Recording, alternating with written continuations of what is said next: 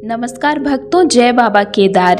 तो आज डे 11 है और आज हम बात करेंगे उस तैयारी की जो सबसे महत्वपूर्ण है, मानसिक और आध्यात्मिक तैयारी।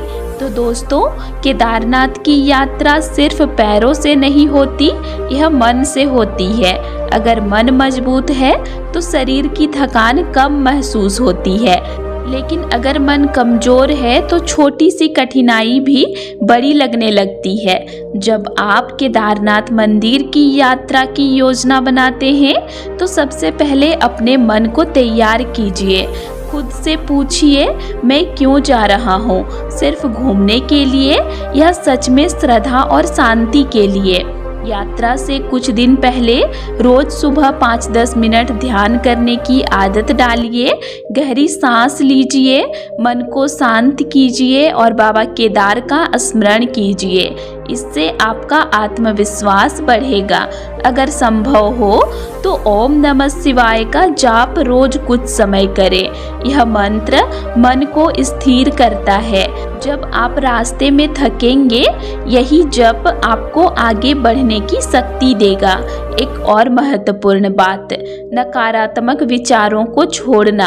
अगर आप पहले से ही सोचते रहेंगे कि यात्रा बहुत कठिन है, बहुत ठंड होगी, बहुत भीड़ होगी, तो आपका मन डर से भर जाएगा। लेकिन अगर आप सकारात्मक सोच के साथ जाएंगे तो कठिनाई भी आसान लगेगी। यात्रा के दौरान धैर्य रखना बहुत जरूरी है। लाइन में इंतजार करना पड़े, मौसम बदल जाए या रास्ता थोड़ा कठिन हो तो इसे परीक्षा समझिएगा, परेशानी नहीं। जब आप पहली बार दूर से केदारनाथ मंदिर को देखते हैं तो उस क्षण मन अपने आप शांत हो जाता है। यही आध्यात्मिक अनुभव है। मानसिक तैयारी का एक और हिस्सा है अपेक्षाओं को कम रखना। अगर आप बहुत ज़्यादा उम्मीद लेकर जाएंगे कि सब कुछ परफेक्ट होगा तो छोटी सी असुविधा भी आपको परेशान कर सकती है।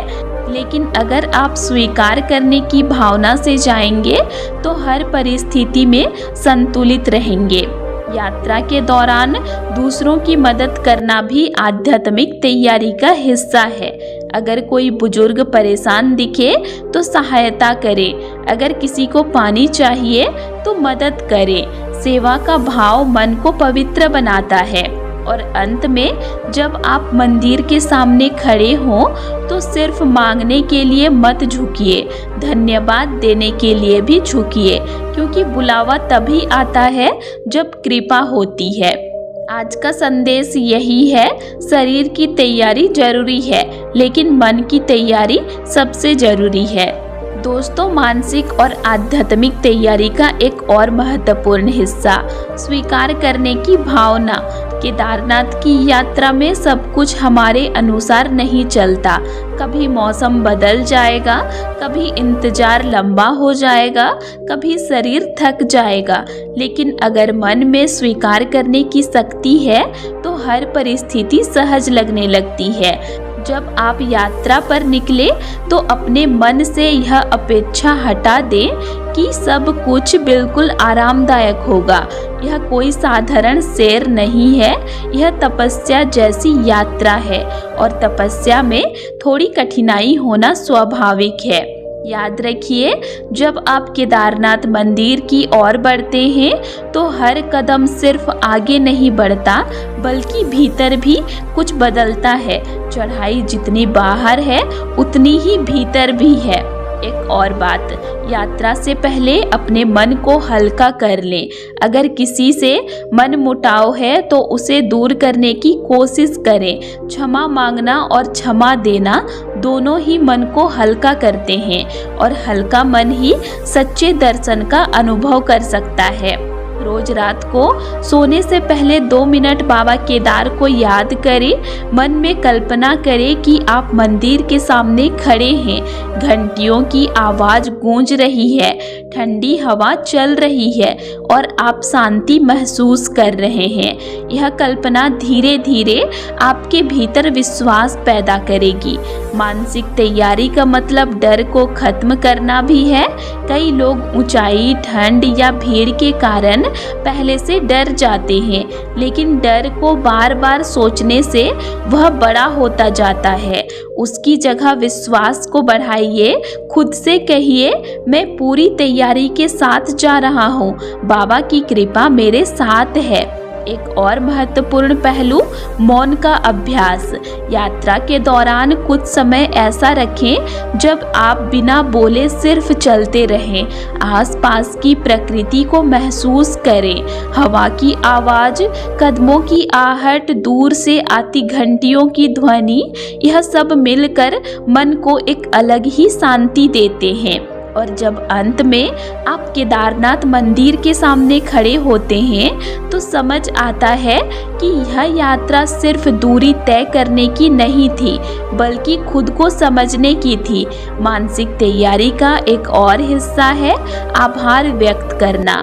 हम अक्सर मंदिर जाकर कुछ मांगते हैं, लेकिन इस बार कोशिश करें कि पहले धन्यवाद दें। धन्यवाद इस बात का कि बुलावा आया, धन्यवाद इस बात का कि आप सुरक्षित पहुँचे, धन्यवाद इस बात का कि आपको यह अवसर मिला। याद रखिए, आध्यात्मिक यात्रा में सबसे बड़ा सामान है श्रद्धा। अगर श्रद्धा सच्ची है तो छोटी छोटी असुविधाएं मायने नहीं रखती। इसीलिए मन को शांत कीजिए, नकारात्मकता को छोड़िए, क्षमा और आभार को अपनाइए और विश्वास के साथ आगे बढ़िए, क्योंकि केदारनाथ की यात्रा सिर्फ पैरों से नहीं, आत्मा से पूरी होती है। दोस्तों, आध्यात्मिक तैयारी का एक और बहुत गहरा पहलू है धैर्य का अभ्यास। आज की भागदौड़ भरी जिंदगी में हम हर चीज तुरंत चाहते हैं, लेकिन केदारनाथ की यात्रा हमें सिखाती है कि कुछ चीजें धीरे धीरे मिलती है। लाइन में खड़े रहना, चढ़ाई में धीरे धीरे बढ़ना, मौसम के शांत होने का इंतजार करना, ये सब धैर्य का अभ्यास है। जब आप धैर्य रखते हैं तो मन स्थिर होता है, और जब मन स्थिर होता है तभी सच्चा दर्शन होता है।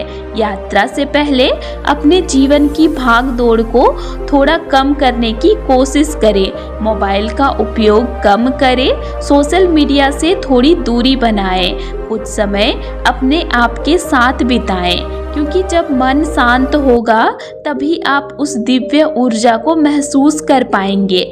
जब आप केदारनाथ मंदिर की ओर बढ़ते हैं तो यह सिर्फ एक मंदिर की ओर बढ़ना नहीं है, यह अपने भीतर की शांति की ओर बढ़ना है।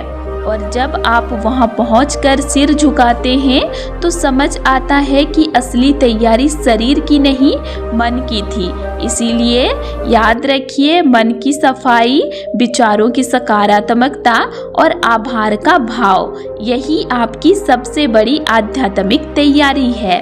कल डे 12 में हम बात करेंगे अंतिम तैयारी और जरूरी सामान की पूरी चेकलिस्ट, ताकि निकलते समय कुछ भी छूट न जाए।